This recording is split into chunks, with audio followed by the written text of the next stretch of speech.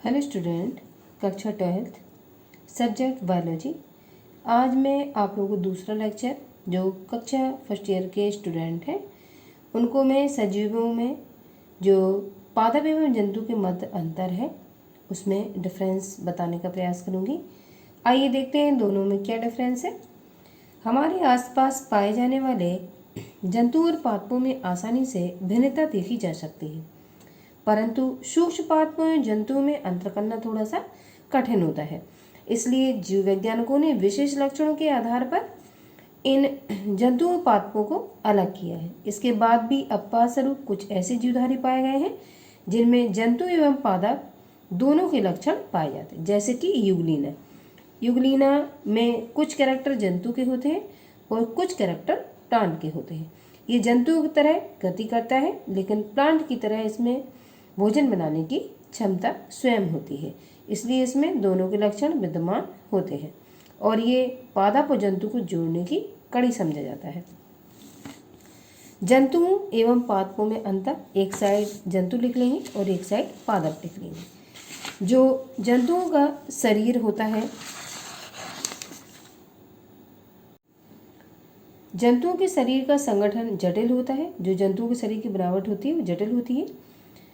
इनमें अनेक अंग तंत्रों के अंतर्गत कई प्रकार के अंग पाए जाते हैं। जो बॉडी स्ट्रक्चर होता है उसमें बहुत सारे अंग तंत्रों के मिलने से अंग बनते हैं। और पादप में पादपों के शरीर का संगठन अपेक्षाकृत जंतुओं से सरल होता है।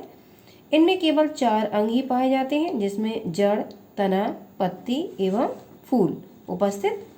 दूसरा डिफरेंस, इनमें कोशिका भित्ति अनुपस्थित रहती है जिसमें जंतुओं में, परंतु युगलीना में इसके स्थान पर पेलिकल नामक संरचना पाई जाती है। सबसे बाहर की जो लेयर होती है इसकी युगलीना की, उसको हम क्या कहते हैं, पेलिकल कहते हैं। प्लांटों में इनमें कोशिका भित्ति सेलुलोज नामक पदार्थ की बनी हुई रहती है। अगला, इनमें पर्णहरिम अनुपस्थित होता है। जो जीव होंगे उनमें जो क्लोरोफिल होता है वो एब्सेंट होता है और ये अपने भोजन के लिए पादपों पर निर्भर रहते हैं। इसलिए इनको क्या कहा जाता है, परपोषी हेटेरोट्रॉप्स कहा जाता है। इसके विपरीत अधिकांश पादपों में पर्णहरिम पाया जाता है। पर्णहरिम को क्या कहते हैं, क्लोरोफिल, जिसकी सहायता से प्रकाश संश्लेषण क्रिया करके अपना भोजन स्वयं बनाते हैं। प्लांट अपना भोजन स्वयं बनाने में सक्षम होते हैं। जो आप और हमारे द्वारा छोड़ी गई कार्बन डाइऑक्साइड को, जल को ये भोजन में शामिल करते हैं और सूर्य का प्रकाश उपस्थित रहता है, क्लोरोफिल इनका प्रेजेंट रहता है, तब ये अपना भोजन बनाते हैं। उस भोजन बनाने की क्रिया को हम फोटोसिंथेसिस के नाम से जानते हैं। इसलिए हरे पादपों को स्वपोषी कहते हैं, क्योंकि अपना पोषण स्वयं करते हैं और अपना भोजन स्वयं बनाने में सक्षम होते हैं। इसलिए इन्हें क्या कहा जाता है, इन्हें ऑटोट्रॉफ्स कहा जाता है, जबकि जंतुओं को हेटेरोट्रॉफ्स कहा जाता है। अगला डिफरेंस, सभी जंतु आसानी से गमन कर सकते हैं, मतलब चल सकते हैं, लोकोमोशन। अधिकतर पादप स्थिर ही रहते हैं, किंतु कुछ भाग, तना, जड़ आदि आवश्यकता अनुसार इधर उधर मुड़ सकते हैं। ये चल नहीं सकते हैं, लेकिन ये मूवमेंट कर सकते हैं। कैसे? तने के माध्यम से और जड़ के माध्यम से। अगला, इनमें अपशिष्ट पदार्थ को शरीर से बाहर निकालने के लिए शोधन तंत्र पाया जाता है, जैसे कि जो वेस्ट मटेरियल है, मूत्र का त्याग करना, मल का त्याग करना, पसीने का त्याग करना, ये सारे आपके अपशिष्ट पदार्थ हैं जो एक्सक्रीशन के माध्यम से हमारे अंदर बहुत सारे तंत्र पाए जाते हैं, जैसे मूत्र जनन तंत्र, उसके माध्यम से मूत्र का निष्कासन। ठीक है, तो तंत्रों के माध्यम से जंतुओं में ये अपशिष्ट पदार्थों का निष्कासन होता है। प्लांटों में इनमें उत्सर्जन पादपों की छाल, पत्तियों के गिरने पर होता है। तो प्लांटों में भी उत्सर्जन होता है और उनकी छाल जो होती है वो गिर जाती है या पत्तियां गिर जाती हैं। अगला, जंतु कोशिका में केंद्र के पास तारे के समान रचना तारकाय सेंट्रोमियर पाई जाती है, जो कोशिका विभाजन में मुख्य भूमिका निभाती है। तो जंतुओं में सेंट्रोमियर होता है जो कोशिका विभाजन में सहायता करता है। इनमें तारकाय अनुपस्थित होता है, जबकि प्लांटों में ये सेंट्रोमियर प्रेजेंट नहीं होता है। अगला, जंतु अत्यधिक उत्तेजनशील होते हैं। इनमें प्रतिक्रियाएं शीघ्रगामी एवं स्पर्श तंत्र की उपस्थिति के कारण होती है।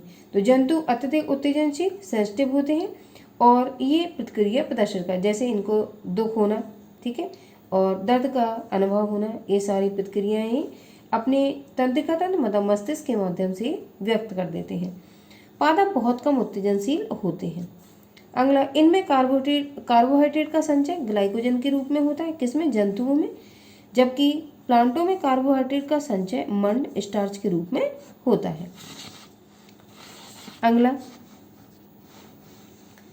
सेकंड टॉपिक, वर्की साधन क्या है? टैक्सोनॉमिकल एड्स, ये क्या है? ये आपके प्रैक्टिकल की जो फाइल होती है उसमें ये वर्की साधन में जो हर्बेरियम सीट होती है उसको आप लोग बनाते हो। वर्की साधन, प्रत्येक भौगोलिक क्षेत्र में एक ही जाति की भिन्न भिन्न किस्में या प्रजातियां पाई जाती हैं, अतः संपूर्ण विश्व में पाई जाने वाली विभिन्न जातियों का एक ही वर्गीकरण तथा नामकरण हो, इस उद्देश्य हेतु नमूने स्पेसिमेन एकत्रित किए जाते हैं। तो वर्गीकरण में नामकरण के उद्देश्य से जो सैंपल होते हैं वो इकट्ठे किए जाते हैं। इन नमूनों के अध्ययन, सुरक्षा तथा संग्रहण हेतु हर्बेरियम या संग्रहालय बनाए जाते हैं।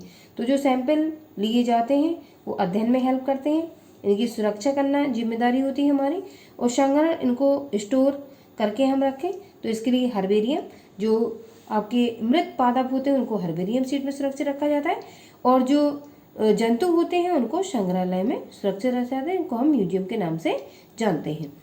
विभिन्न जीवित प्रजातियों के अध्ययन एवं संरक्षण हेतु वनस्पतिक उद्यानों की स्थापना की जाती है। कुछ जो बॉटनिकल गार्डन्स होते हैं अध्ययन के लिए उनको भी बनाया जाता है।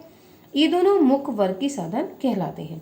अब पहला हर्बेरियम, यानी कि हम क्या कहें, पादपालक, इंग्लिश में हर्बेरियम। इंटर में आपको एक फाइल बनानी होती है प्रैक्टिकल के लिए, और जैसा कि मैंने वीडियो में डाला हुआ भी है कि हर्बेरियम सीट हम किस तरीके से बनाते हैं, मैंने बनी हुई भी दिखाई बच्चों की। हर्बेरियम में पादपों को हर्बेरियम सीट पर सुखाकर या परिरक्षक द्रव, ऐसा लिक्विड जो उसको नमूने को परिरक्षित या सुरक्षित रखे, ऐसे लिक्विड है फार्मेलिन या एथिल अल्कोहल में परिरक्षित करके रखा जाता है। तत्पश्चात इस पर इससे संबंधित सभी सूचनाएं लिखकर चिपका दी जाती हैं उस फाइल में, तथा ये नमूने तथा इनसे संबंधित जानकारियां भविष्य में अध्ययन के लिए सुरक्षित रखे जाते हैं। तो हर्बेरियम सीट में हम प्लांट को चिपकाने के लिए या तो पहले हम उन्हें सुखा लेते हैं, और अगर नहीं सुखाते हैं तो कोई परिरक्षक जो द्रव होता है उसमें परीक्षित करके उसको रखा जाता है। फिर उसमें जितनी भी सूचनाएं होती है, कहाँ से कलेक्ट किया गया, इसकी फैमिली क्या है, तो ये सारी सूचनाएं एक बॉक्स में लिख दी जाती हैं, तथा उन नमूनों से हम जो जानकारियाँ होती हैं उन्हें अध्ययन में यूज करते हैं। हर्बेरियम टेक्निक, हर्बेरियम निर्माण में निम्नलिखित पद शामिल होते हैं। सबसे पहले नमूनों को एकत्र किया जाता है, फिर पादपों को दबाकर सुखाया जाता है।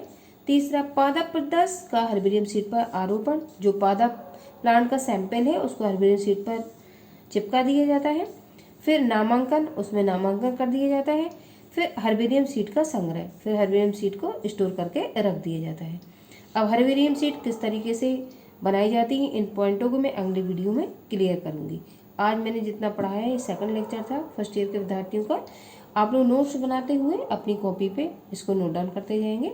इसके बाद में इसके जो अभ्यास प्रश्न है, किस तरीके से आपके long question, short, very short और मल्टीपल चॉइस के क्वेश्चन जो आपकी हाफ ईयरली एग्जाम होगी उसमें किस तरीके से पूछे जाएंगे, उसको भी मैं पढ़ाने का प्रयास करूँगी। सबसे पहले आपको लॉन्ग क्वेश्चन पढ़ने होंगे, मतलब जो आपका दीर्घोत्तरीय प्रश्न है उनको हम सबसे पहले देखेंगे।